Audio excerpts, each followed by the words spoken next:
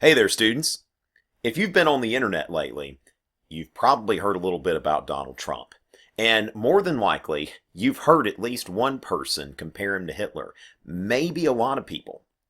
And, that happens in internet discussions. It's what's called Godwin's Law.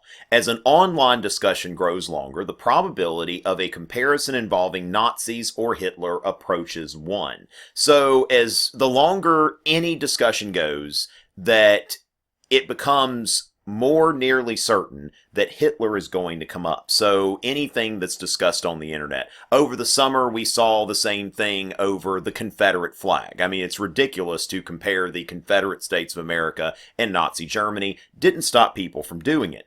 We've heard the same thing lately about Donald Trump. And I decided, a lot of people were talking to me about this. Templeton wanted me to make a video, and I'm thinking, I don't want to dignify this kind of stuff, okay? But then I sat down with my 5B class, and we just decided to go over some of the comparisons at some point when we were finished with a test or something like that. So I decided, why not? Let's start with the obvious. Hitler killed millions of people. Donald Trump ticked off millions of people. Hitler had a funny-looking mustache. Donald Trump has funny-looking hair. I thought this picture was really funny, by the way, so I just thought that I'd include it. That was very, very clever. But what's funny about Donald Trump's hairstyle is that Donald Trump does not actually wear a comb-over. That is a specific type of hairstyle that usually involves a very defined part and that sort of thing, and it's combed over here or there, but we refer to it as a comb-over, so if people say it's comb-over, then it's a comb-over, I guess. But speaking of, Hitler had a very slicked back hairstyle, whereas Donald Trump is going for a more young and brash look. It's somebody who's against the grain, somebody who's challenging authority, whereas Hitler is going for this older and dominant look of someone seeking to project authority. So when you look at the way that they're going about this, it's a bit different because both of them are doing something with their hair, but it's a different message that's being sent by the hair. Now, both of them have used ethnicity politics. Now, of course, when we look at this, how are they using ethnicity politics? And I think that there are some nuances here that we need to look at. So first of all, Hitler aimed mostly at internal targets: Jews, gypsies, the disabled, homosexuals. These were Hitler's enemies, were typically from within. These were ethnic groups who were traditional parts of their society, but not accepted parts and not mainstream parts of German society.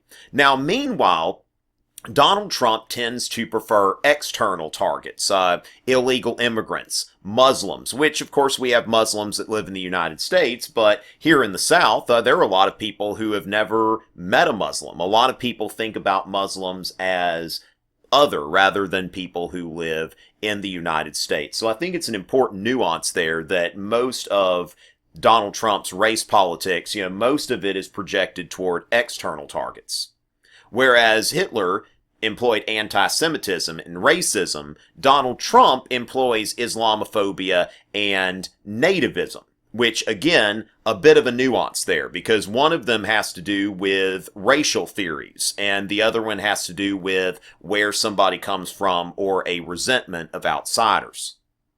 And like it or not, nativism is a recurring theme in the history of American politics, just like it is very easy for people to project American racism onto the Confederate States of America or Donald Trump or something like that. When we hear the kind of stuff that Trump is saying, a lot of people say, okay, well, that is racist. But if you look back through American history, you see in the antebellum period anti-Irish rhetoric. You see anti-Asian rhetoric in the latter part of the 19th century. And then you see anti-Italian and Greek, Russian, Southern and Eastern Europe, the new immigrants of the early 20th century. So nativism has a long history in America. So while it's convenient sometimes to say, oh, that's like Hitler, you know what? That's like America, and it's something that we're going to have to face up to as Americans, that there have been several political movements right here in this country that have employed the kind of rhetoric that Donald Trump is employing today. And in fact, case in point, Against the insidious wiles of foreign influence, the jealousy of a free people ought to be constantly awake. Who said that? Well, none other than George Washington. This is a direct quote from George Washington's farewell address, that Americans need to beware of foreign influence. Hitler was a very explicit racist, whereas Donald Trump makes comments that sometimes people can construe them as racist, but then they can also construe them as not racist. And this is part of what is igniting the Trump debate, is really depending on who you are, your background, or your opinion of Donald Trump, it is going to make a difference in the way that you view his rhetoric. So when you look here, there's an article on PolitiFact where it goes into Donald Trump's comments. So for example, when people said that he wanted to create a database of Muslims, this was actually an idea a reporter floated at him, and he said like, oh, well, I guess I'd think about that or something like that. It is very difficult to pin the racism on the Donald, I guess, if we wanted to make a children's game out of it. That would not be a very good idea, by the way. Kids should not play that. But when you look at Hitler, the comments were very explicit, whereas it is very hard to pin something on Donald Trump that you can say with 100% certainty, okay, that was racist.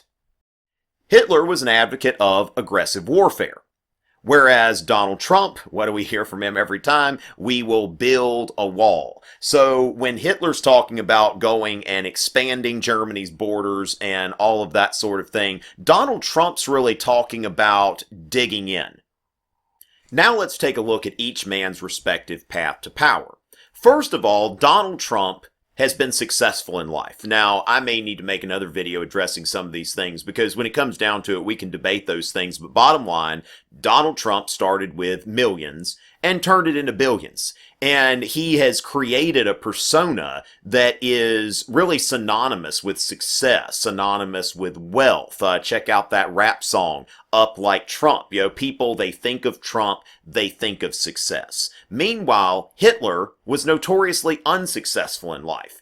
This painting looks good enough to me, but it wasn't good enough to get him into the art school of his choice. Imagine some sort of alternate reality where Hitler is actually some sort of famous artist who didn't kill millions of people. And Hitler, when he's coming up to power, he's seeking power through a fringe party, through the National Socialist German Workers' Party. In 1923, Hitler first tried to take power by force in the beer hall putsch, whereas later on, he relied on the democratic process. Meanwhile, Donald Trump seeks power through an established political party. There is Donald Trump signing a pledge not to run as a third-party candidate, that he will commit to the Republican Party.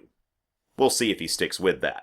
Now, Hitler, because of his fringe background, he attempted to appear more moderate in order to get elected. Now, here's another thing about Trump that you may be seeing right now if you live in a state like South Carolina with a lot of conservative people, a lot of negative ads coming out that are pointing to positions that Donald Trump's had in the past that are more moderate to liberal, maybe in some case more mainstream than what he's saying now. So Hitler attempted to appear more moderate in order to get elected, and meanwhile Donald Trump attempts to appear more extreme in order to get elected. And that's why you hear a lot of people who explain their support for Trump by saying that I don't think he means everything he says. I think he's trying to get attention. So whereas Hitler was more extreme, Trump has a history of being more moderate.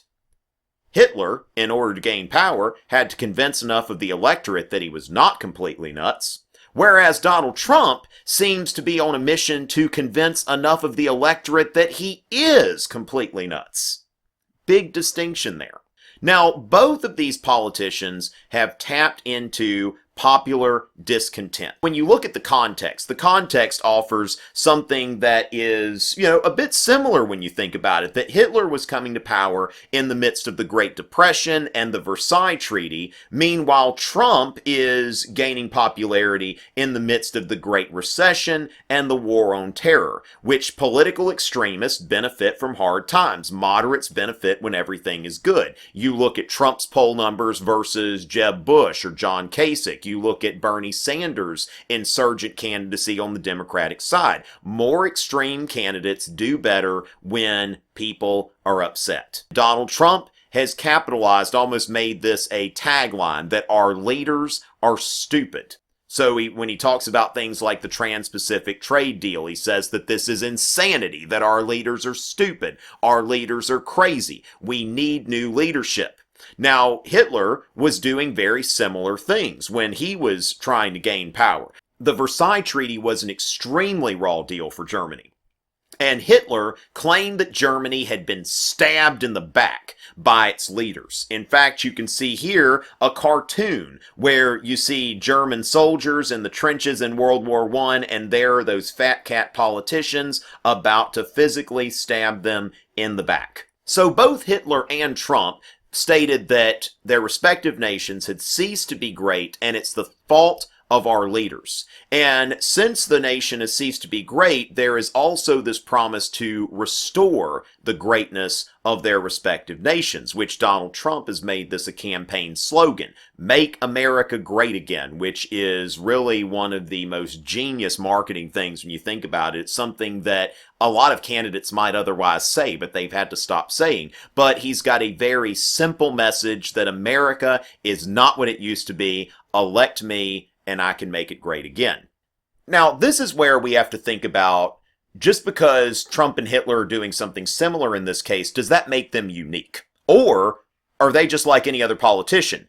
They are not the only politicians to say that the nation's having a hard time and I can fix it. Think about Ronald Reagan and Margaret Thatcher, who no one today would compare to Hitler, although I think if you go back to the 1980s, I'm sure you will find people who referred to them and their policies as fascist. But lots of politicians running in hard economic times have promised to make their nation great again. So they have this in common, but does that necessarily mean that Trump is Hitler?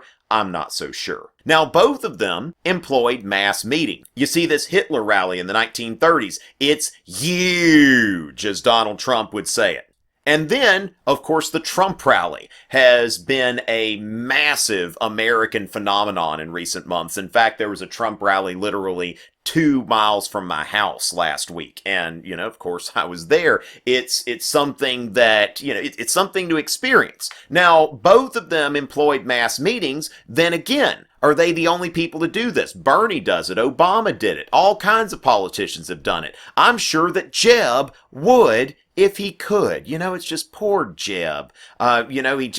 People just don't want to go see him. This is something from Twitter back in December where there was some kind of debate watching party for Jeb, and gosh, less than 10 people there. It's just, I feel sorry for the poor guy. Of course, then we get into, why are they drawing these crowds? Now, Hitler was a very powerful and captivating speaker, whereas Trump, it's more of a celebrity thing. I think that he's a good speaker. He's gotten more entertaining. In fact, I've seen him speak twice, and the first time it wasn't nearly as polished or entertaining as the second, but you wouldn't refer to Trump as a great orator. It's really more of a celebrity phenomenon. If you think of any celebrity that were going to come to your hometown, it would draw out thousands of people. So this is something that I think is a little bit different than Hitler's mass meetings, although you do see both of them holding mass meetings. Both Trump and Hitler promised strong leadership. The nation is not as great as it used to be. It is the fault of our leaders that with my strong leadership, I can make this country great again. When you look at what Donald Trump says about Jeb Bush, he says, I really don't want Jeb's endorsement because he is a low-energy person and he does not represent strength, power, and stamina, which are the qualities our country desperately needs. So just like Hitler, Donald Trump promised strength. But then again, what politician promises weakness? All right, that's when has any politician ever said, we're too strong. What we need is a little more weakness. Vote for me. That never happens. And here's where I want to draw another distinction, is that one of the hallmarks of the Donald Trump campaign has been his support for veterans and veterans' causes, which I got something in the mail today that said that this is something that Trump has just picked up very recently. But the thing is that no matter how recently he's picked this up, Donald Trump has done a lot for veterans and veterans' causes. Now, Hitler did the same thing. Both Trump and Hitler talk about the veterans, how we're not taking care of them. And this is one of those things when you look back into Germany in the 1920s. Here's a picture of a disabled veteran having to sit on the sidewalk and beg. Just pitiful. Now, Trump, on the other hand, he says we're going to transform the VA to meet the needs of the 21st century. We're going to make the VA great again, just like America. Hitler was a bad man. But that does not mean that all of his policy stances were bad. So we're not going to say, like, hey, Trump, he supports veterans. Hitler supported veterans. Trump, you're being just like Hitler. The thing is, I think that, we really need to think about, we've got 22 of our American veterans killing themselves every day. People who we've sent overseas to fight in unnecessary oil wars. We need to take care of these people. So this is one of those cases where you would probably be inclined to say, well, you know what? This isn't necessarily bad, even though a comparison could be made to Hitler. So when you're making these comparisons, you have to think about, first of all, is this something that's unique? And then second of all, is this something that's bad just because the person who did it initially was bad? So, is Trump a fascist? That's what we're hearing from a lot of people. Of course, the same people who called George W. Bush a fascist and everything like that.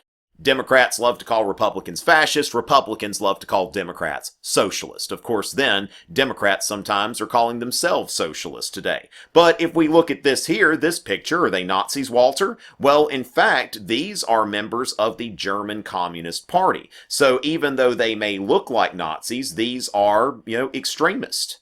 And so hard times are good for extremists both on the right and left. And this is where we might ask ourselves, would we really seriously say that Bernie Sanders is Joseph Stalin, that Bernie Sanders is a communist? No. All right? Bernie Sanders has more in common with a Jedi Knight than with a communist, all right? At least that's what this shirt says. I love this shirt. I saw it on Facebook. I just had to get it. But Bernie Sanders, certainly not a communist. And this is where we have to ask, what does throwing labels around really add to the political discourse? Somebody like, Kevin, who unsubscribed from my channel because I said something good about Donald Trump. And, of course, he's stuck on this idea that, well, Donald Trump is a fascist. And have we really thought these things through, okay? And what does it really add to the political discourse to say these things? And I think that anytime we make these comparisons, we need to start thinking about, well, how much substantiation is there? Even though there are a lot of interesting parallels, and a lot of times what really unnerves me about this election is the way that Americans have turned on Americans just because of their political preferences. Of course, these are angry times right now, and there's really not much that we can do about that, but we can start thinking about a more rational political discourse. And if you don't like seeing candidates like Donald Trump, probably the best thing you can do is contribute to a more rational political discourse. So that was a fun intellectual exercise, and I hope that, you can kind of see where these comparisons, while they make a great intellectual exercise, probably aren't doing a lot of good for the discourse. So with that, that'll be the end of this. If you like what you heard here and you've never subscribed, subscribe. TomRitchie.net, social media, Twitter, Instagram, Facebook, all of that kind of stuff. I will be back soon, but first I think I'm going to go make myself some more of this Muslim tea because it's delicious. Until next time.